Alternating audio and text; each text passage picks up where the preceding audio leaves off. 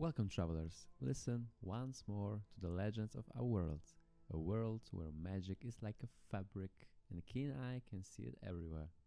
Here, life was born of sacrifice, death and love. This life will always be subject to the machinations of gods who crave domination and power. Dear travelers, here is the Pantheon of Elearth. Chapter 1: The Foundations of Existence. Here is love, she who gave the soul. Before kingdoms were raised, before the first stars were named, there was love. From her very essence came the substance of every soul that would ever be born upon Elearth. Though the goddess herself has long since passed beyond existence, her work remains.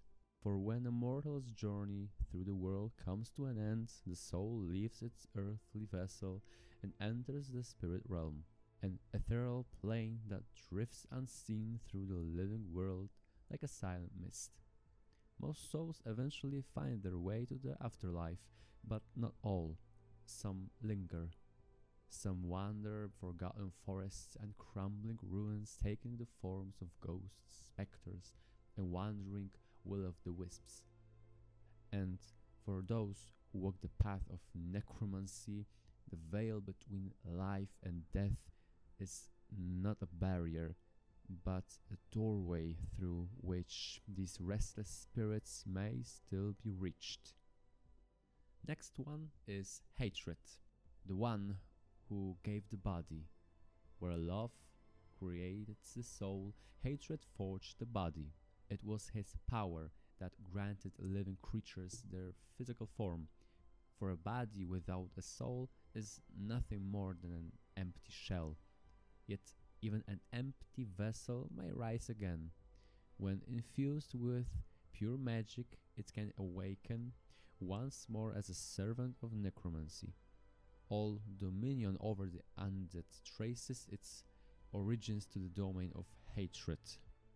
Yet he too is gone, only the shadow of his power remains. Up next we have Elphys, mother of life. Of all the primordial deities, only one still watches over the world. Elphys, the mother of life. She does not wage divine wars, she does not seek influence or dominion, for Elphys is one with the world itself. It was she who created the elements, she who brought time and fate into existence, she who created the 20 life givers from whom every race of Elearth descends. And since the dawn of ages, her purpose has never changed: to preserve the legacy of her parents, love and hatred. Chapter 2: The Covenant of Light. First one is Truth, Lord of Divine Order. Among all the gods of light, none holds greater authority than Truth. Once every 1,000 years, he chooses a single mortal and grants them the sacred ascension. A fragment of his own divine power is bestowed upon them, and they become the supreme leader of the Church of Light. In the present age, the honor belongs to Saint Ludwig.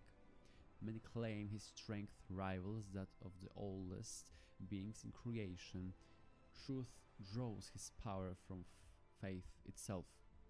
When a believer leaves the mortal world, every trace of their remaining magic flows to him. And so, generation after generation, his strength continues to grow. Second one is Hope, Lady of the Sun. Standing beside Truth is Hope, the radiant Lady of the Sun. It was Hope who kindled the sun's first light. Hope who created the beings of light, fairies and countless other luminous creatures. Across Elearth, ordinary people whisper prayers in her name. Farmers ask for rain, travelers seek good fortune, families pray for prosperous harvests. And when fortune unexpectedly smiles upon someone, many believe it is Hope's gentle touch. Like Truth, she too gathers strength from the souls of her faithful. Chapter 3: Aspects of Virtue and Discipline. First one is Humility, patron of knowledge. Humility is the god of progress, the quiet force behind discovery and invention. Through his inspiration came firearms, steam engines, thunder constructs, every advancement that pushes civilization forward. And with each passing generation, as the people of Elearth place greater trust in science over magic, humanity's influence grows ever stronger. Next one is Zeal, Lord of Runes. Though Zeal fell to the betrayal of greed, his story did not end with death. It was Zeal who created the runic script, and before his downfall he prepared for what was to come. A plan, a path to return. Every rune ever activated sends a fragment of its energy into his hidden dimension. Stone by stone, spark by spark, century after century, the power has continued to accumulate, slowly, patiently, building the road toward his rebirth. To this day, the dwarves remain the most devoted guardians of his legacy. Next is Patience, master of Zen. Patience teaches that body and soul are one. His monks dedicate their entire lives to meditation, discipline, and the refinement of magical flow. They believe true strength cannot be found in anger nor in violence. True strength comes from mastering oneself completely. Every breath, every moment of meditation, every act of self-control strengthens the influence of patience throughout the world. Last one here is generosity, the mysterious benefactor. Among all the aspects, none is more mysterious than generosity. No one knows her true desires. No one understands her purpose. No one can say what future she seeks to create. Only one thing is certain. From time to time, she appears before chosen mortals and gives them artifacts of unimaginable power. Then she vanishes, leaving behind neither explanation nor demand, asking nothing in return, or so it seems. Chapter 4, Aspects of Sin and Chaos. First one is Despair, Lord of the Void. Despair is the creator of the twin moons that watch over Elearth. He is the master of dark magic. From within his void dimension, he prepares an endless invasion of monsters, horrors, and nightmares. Every creature slain by his servants strengthens him. Every death becomes sustenance. Every fallen life feeds his growing power. He is also the source of the dark possessions that shatter mortal minds and bend their wills. Next up is Falsehood, Lord of Chaos. Deep within the dimension of chaos sits Falsehood, patient, watching, waiting. He commands the forces of destructive magic. His armies exist for a single purpose: to tear down, to destroy, to spread disorder wherever they march. Every life taken in his name increases his strength, and his ultimate ambition remains unchanged: the collapse of all order. Next one is Pride, giver of strength. Unlike the other gods, Pride offers no magic.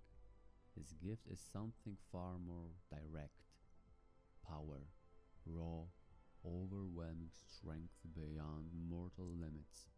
Giants, trolls, and ogres are among his most devoted followers. The greater a warrior's confidence, the stronger they become, and the greater their arrogance, the more potent Pride's blessing grows. Next is Wrath, Lord of Bloody Fury. Wrath awakens the most savage instincts hidden within every living creature. Orcs and berserkers honor him through battle frenzy, a state where limits cease to exist. They become faster, stronger. They feel no pain, they know no fear, but in exchange, they surrender control of their minds, and the fury unleashed upon the battlefield becomes nourishment for Wrath himself. Next one is Greed, Merchant of Souls. It is Greed who commands the Shampari, demons bound within objects. Some know him by another name, Lucifer. Greed is the master of bargains. He trades in power, in dreams, and in souls. Each offers extraordinary gifts. Each demands an equally terrible price. The most famous example is Amires al-Zim, the immortal commander of the dervishes. He received eternal life, but in exchange he lost the ability to feel any emotion forever. And finally, Sloth, Lord of Chance. The last among the great aspects is Sloth, the most unpredictable of them all. He raises no armies, he wages no wars, he does not compete for worshippers. Instead, he scatters drops of his own blood throughout the world, rare gifts waiting to be discovered. Those who find them are granted extraordinary powers. Some gain dominion over gravity, others awaken abilities beyond imagination, yet every gift carries the same price, a price that cannot be escaped. From the moment the blood is consumed, only 5 years of life remain. No magic in existence can change that fate. This is the Pantheon of Elearth, the gods of light and darkness, the aspects of virtue and sin, the guardians of life, the merchants of souls, and the lords of chaos. And watching over them all is Elphys, the mother of life. As long as a heart beats in the depths of the world, the story of Elearth continues, and the fate of this land remains an unwritten page in the great book of creation. Thank you for watching, and remember to follow us on Instagram, to join our Discords, and we may hear again.